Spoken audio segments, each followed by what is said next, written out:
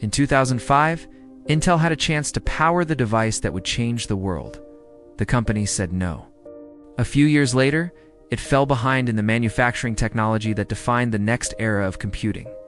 Then, as artificial intelligence exploded, Intel watched Nvidia become one of the most valuable companies in history.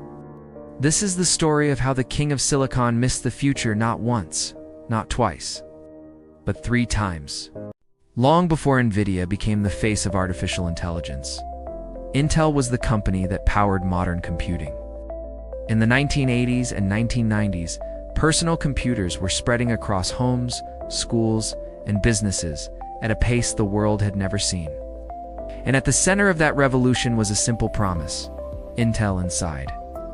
The sticker became one of the most successful marketing campaigns, but the real power wasn't the sticker. It was the dominance behind it. By the late 1990s, Intel controlled the overwhelming majority of the PC processor market. Every major computer manufacturer depended on its chips. Software was optimized for its architecture. Developers built around its ecosystem. Competitors struggled to keep up. This wasn't just market leadership, it was a technological empire. The company generated enormous profits, invested billions in research, and operated some of the most advanced semiconductor factories on Earth. Inside Intel, engineers weren't simply employees. They were the people building the infrastructure of the digital age. And for a long time, that confidence was justified. Intel repeatedly delivered faster processors and smaller transistors. They achieved manufacturing breakthroughs that seemed years ahead of the competition. The industry even developed a nickname for the pace of Intel's innovation: Moore's Law. Named after Intel co-founder Gordon Moore, it described the observation that the number of transistors on a chip would roughly double over time. This drove exponential increases in computing power. For decades, Intel appeared to be the company proving that prediction right. Success became routine. Profits became expected. And when a company wins for that long, something subtle can begin to happen. The future starts to look less like a threat and more like an extension of the present. That mindset is dangerous for any business. It's especially dangerous in technology, where the next revolution rarely announces itself in advance. In 2005, that revolution arrived in the form of a secret project inside Apple, and Intel was invited to be part of it. In 2005, Apple was preparing one of the most ambitious products in its history. Very few people outside the company knew it existed. Internally, the project would eventually become the first iPhone. Apple needed a processor. And according to former Intel CEO Paul Otellini, Apple approached Intel about supplying the chip. At first glance, it looked like another business opportunity. But inside Intel, the numbers didn't make sense. Years later, Otellini explained that Intel believed the financial return wasn't attractive enough. The margins were too low. The projected pricing didn't fit Intel's business model, so the company declined. At the time, the decision wasn't viewed as reckless. In fact, it was consistent with how Intel had operated for years. Its processors dominated personal computers. Its manufacturing business generated enormous profits. From that perspective, protecting margins appeared rational. But strategy isn't judged by what seems obvious today. It's judged by what leaders could reasonably see at the time. And sometimes, the biggest opportunities arrived disguised as unattractive business deals. When Apple introduced the iPhone in 2007, few people predicted it would fundamentally reshape the technology industry. It wasn't simply another phone. It became the beginning of the smartphone era. Over the following years, hundreds of millions of people shifted from desktop computing to mobile computing. Entire industries followed: software developers, internet services, digital advertising, mobile payments, app ecosystems. The center of computing was moving from the desk to the pocket. Intel remained extraordinarily successful in PCs, but it never became the dominant force inside smartphones. Instead, processors based on ARM architecture became the industry standard. Companies like Qualcomm, Apple, and others built around that ecosystem. Looking back, many analysts have described Intel's decision as one of the company's most significant missed opportunities. Not because anyone could perfectly predict the future, but because once that future arrived, Intel was no longer leading it. And this would not be the last time the company underestimated a technological shift, because while the world focused on smartphones, another battle was quietly beginning, one that would determine who built the next generation of computing itself. While the world was focused on smartphones, another revolution was quietly reshaping the semiconductor industry. This time, it wasn't about designing better chips, it was about who could manufacture them. For decades, Intel had something few companies could match. It didn't just design its processors, it built them. Owning both design and manufacturing gave Intel extraordinary control over performance, production, and innovation. For years, that strategy worked remarkably well. But as chips became smaller, manufacturing became one of the hardest engineering challenges. Every new generation demanded greater precision. Smaller transistors, higher yields, lower power consumption, and billions of dollars in research before a single chip ever reached customers. Around the same time, another company was taking a very different approach, Taiwan Semiconductor Manufacturing Company, better known as TSMC. Unlike Intel, TSMC didn't compete by designing processors for consumers. Its business was manufacturing chips for other companies. That singular focus allowed it to invest relentlessly in advanced fabrication technologies. Most importantly, extreme ultraviolet lithography, or EUV. EUV made it possible to manufacture increasingly complex chips with greater precision. Adopting the technology wasn't simple. It required enormous investment, years of development, and close collaboration. TSMC committed to that path. Intel, meanwhile, continued pursuing its own roadmap. Analysts debated whether Intel underestimated the speed of change. What is well documented is that Intel experienced repeated delays in bringing several next-generation manufacturing processes to market. Those delays created opportunities for competitors. Companies turned to manufacturers that could deliver cutting-edge production at scale. TSMC became the partner of choice for many of the world's leading chip designers, defining the next decade of computing. As the gap widened, Intel faced an uncomfortable reality. The industry leader was now trying to catch up. For an organization built on engineering excellence, that wasn't just a competitive challenge, it was an identity crisis. And then, just as Intel was working to recover, another technological revolution arrived. This one would transform not only computing, but the global economy itself. Artificial intelligence. By the early 2020s, the next battle in computing had already begun. But this time, it wasn't about personal computers or smartphones. It was about artificial intelligence.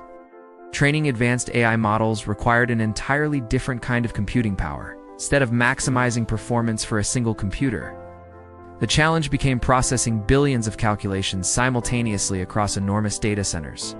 That shift favored a type of processor originally designed for graphics. The GPU, and no company was better positioned to capitalize on that shift than Nvidia. Years earlier, Nvidia had begun investing in software, developer tools, and specialized hardware for parallel computing. At the time, many people still viewed the company primarily as a gaming graphics manufacturer. But beneath the surface, it was quietly building the foundation for the AI era. When generative AI exploded into the mainstream, demand for Nvidia's AI chips surged around the world. Technology companies, cloud providers, research labs, and governments. Everyone wanted the same thing: more computing power. Almost overnight, AI became one of the most important growth markets in modern technology. For Intel, the timing couldn't have been worse. The company was already working to regain manufacturing leadership while adapting to a rapidly changing semiconductor industry. Now, it also faced a competitor that had become the default choice for many large-scale AI workloads. This wasn't because Intel had stopped innovating. The company continued investing heavily in new processor architectures and AI accelerators. But technology markets don't wait for companies trying to recover. Momentum matters, developer ecosystems matter, customer confidence matters. And in AI, Nvidia had built all three. Financial markets noticed. As investor enthusiasm around artificial intelligence accelerated, Nvidia's valuation climbed 2 levels few companies in history had ever reached. Intel, once considered the unquestioned leader of modern computing, is now trying to prove it still belonged in the conversation. For a company that had spent decades defining the future, that was an extraordinary reversal. But perhaps the biggest lesson wasn't about artificial intelligence. It was about something far older than technology itself: success. History has shown that the greatest threat to an industry leader is rarely the competition outside the company. It's the belief inside the company that yesterday's formula will continue working tomorrow. By the middle of the 2020s, Intel faced a reality that would have seemed almost unimaginable 20 years earlier. The company that had once defined the semiconductor industry was now trying to rebuild its position in it. Leadership knew the challenge couldn't be solved with a single new processor or one successful product launch.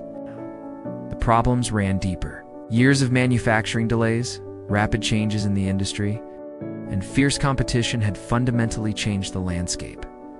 Intel responded with one of the largest transformation efforts in its history. The company announced plans to invest heavily in new manufacturing facilities. They aimed to expand its foundry business and compete for customers beyond its own chip designs. It was a significant strategic shift. Instead of manufacturing primarily for itself, Intel wanted to manufacture chips for other companies as well.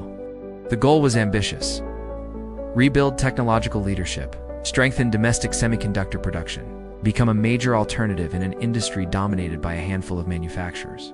At the same time, Intel continued developing new processors and AI-focused products while restructuring parts of its business to improve efficiency.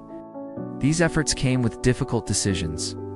The company announced workforce reductions as part of broader cost-cutting and organizational changes. For employees, those announcements were more than financial headlines. They represented careers and families affected by an industry evolving at extraordinary speed.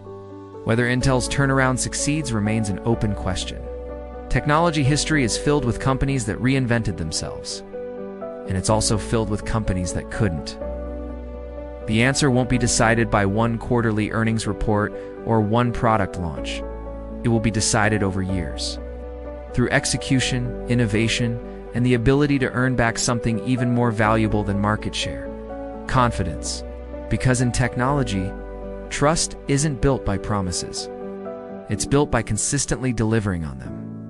It's easy to look at Intel's story and search for a single, catastrophic decision. The iPhone. EUV, AI.